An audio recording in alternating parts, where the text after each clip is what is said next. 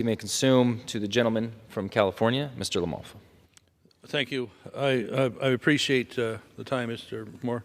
And I would echo, too, following Buddy Carter, we did an outing over the weekend down in the area along the Georgia and Florida area. And as a Californian, we have our own disasters typically, but it is very devastating. We talked to a lot of the farmers and ranchers and timber people there, and immediate help is needed for that. They will be gone if something isn't done. They'll be out of business, and the next generations won't have that option, and we'll miss that giant hole in the economy for that area and that chain of food supply as well as the lumber. So something must be done immediately in whatever package that comes out of here. I did want to speak about energy and energy policy a little bit. We have suffered as a nation these last 3.5 years because we haven't really had a coherent energy policy. And a lot of things go hand in hand with a strong economy, with energy and some of the byproducts it takes to put into it. You know, we have to have the wherewithal with our natural resources to produce energy and the inputs that are required in the equipment. And so that means mining, that means hydroelectric power. So we have to be able to build water storage to make electricity. So when people right now are suffering from inflation, and it keeps ramping up, two of the main drivers we've seen from this streak of inflation the last 3+ years have been driven by the cost of energy and profligate spending by this government, above and beyond what we should have been doing. I know we had to go through that COVID period and it was tough, but the spending within that, but also on top of that with the so-called infrastructure bill and the Inflation Reduction Act, they call it, and other angles, it's just pathetic. It hasn't been focused.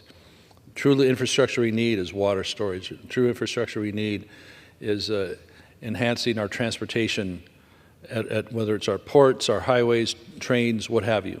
Instead, we get more mandates. As a Californian, the mandates that come down the pike from CARB, as it's known, the California Resources Board, and then emulated by about 6 other states, and even EPA looking at how California does it, trying to foist that on the whole country to force requirements for example, locomotives that don't even exist yet, the equivalent of what would be called Tier 5, as we haven't even really perfected the Tier 4 locomotive yet, as far as, you know, cleanliness.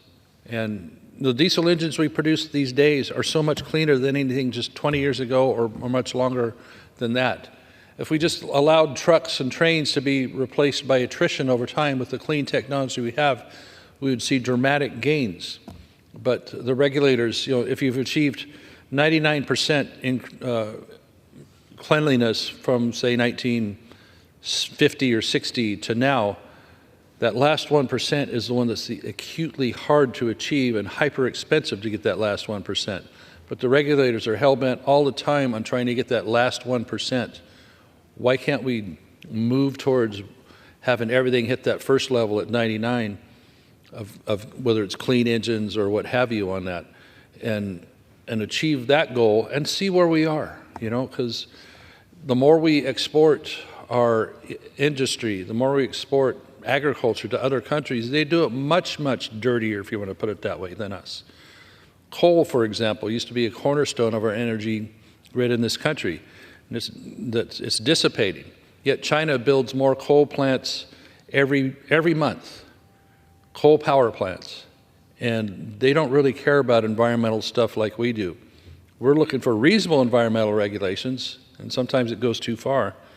They don't care. Remember when they had the Olympics? They shut down the country for about 2 or 3 weeks beforehand so the air would clean up enough and it'd look good on TV and the athletes wouldn't choke to death. But then right back business as usual afterwards. So a coherent energy policy means, yes, we need to be extracting oil and gas from the lands we have, whether private or federal, and it can be done ecologically soundly. We don't have to be scared to death. You know, the ANWR, the National Wildlife Refuge in Alaska, is the size of South Carolina, okay? It's massive. And the area where they want to do the extraction is a tiny postage stamp size of that compared to that. Yet, oh my gosh, we're going to ruin the whole thing. So it's disingenuous. Energy policy will help bring things back in line cost-wise, coupled with restraint on government spending. That's how we can solve a whole bunch of the inflation problem for regular Americans who are struggling. So look to a better energy policy, whether it's oil and gas, whether it's not tearing out our hydroelectric power, as there's aspirations to tear out dams all the time these days. Building more nuclear power plants, small modular reactors is really going to be a way to go. And guess what? With hydro plants, no CO2. With nuclear plants, no CO2. If you're worried about CO2, those are good ways to not have it. Instead, we want to cover up, like, for example, the San Joaquin Valley in California, where they're taking away so much of the water, and the land values are dissipating rapidly, and cover them up with what they're calling solar farms. Acres and acres and acres of these plastic panels out there that'll have maybe a 20-year, 25-year life at best. Maybe we should call it a half-life, like nuclear. And then you got to dispose of all that. And you've displaced agriculture. You've displaced the best breadbasket of this country by doing so, by having a non-coherent energy policy, but whatever feels good. So with that, if we want to solve these problems for American consumers, middle income and lower income American families, these are what we need to attack. So with that, I appreciate the time. I yield back to Mr. Moore. As always, appreciate the gentleman from California and his thoughtful but yet frustratingly common voice on energy policy.